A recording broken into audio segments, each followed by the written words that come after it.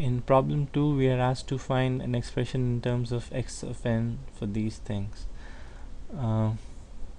We know that the inverse dtft of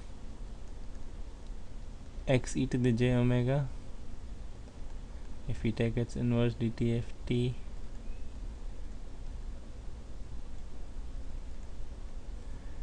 we should be getting xn. So what happens when x e to the j omega is replaced by this? So this is like a shifting theorem again, and we'll see what happens. It turns out to be 1 over 2 pi integral x e to the j omega minus omega naught e to the j omega n d omega. Now to get x of n, we need exactly this expression.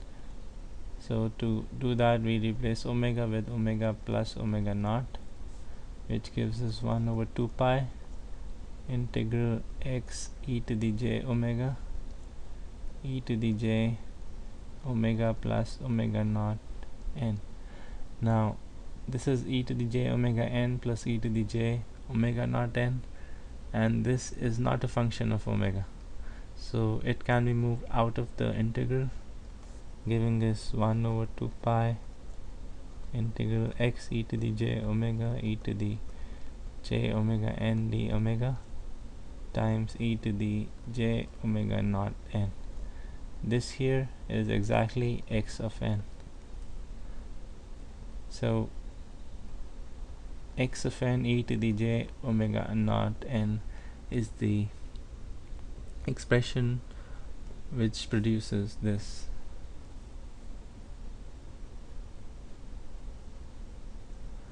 We do a similar thing for the conjugate. Here the inverse dtft expression would be x conjugate e to the j omega e to the j omega n d omega. Now to handle conjugate cases, remember that if we conjugate a complex number twice, it produces the same number. The conjugates simply cancel each other out. So we'll do the same thing here. Conjugate, conjugate. So we haven't changed the expression, but we'll use this conjugate to conjugate the terms inside, which produces 1 over 2 pi integral x e to the j omega e to the minus j omega n d omega, and this one conjugate still outside.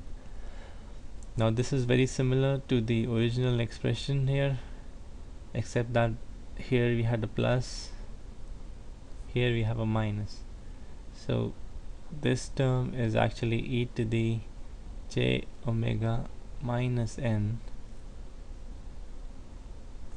So this term inside the brackets, that's going to be the dtft of x of minus n. And since we add the conjugate sign, the answer is x conjugate minus n. Make sure this doesn't look like a convolution. This is a conjugate.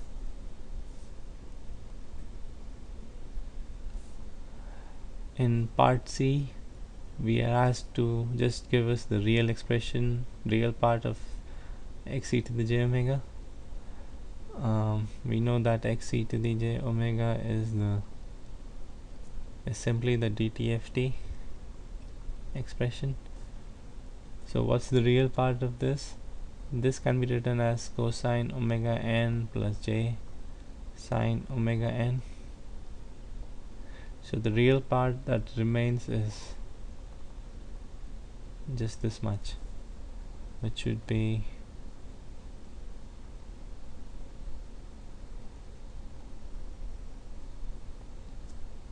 sum over n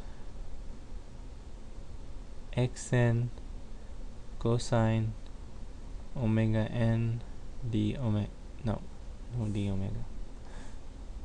Yeah, so this is the real part of x e to the j omega.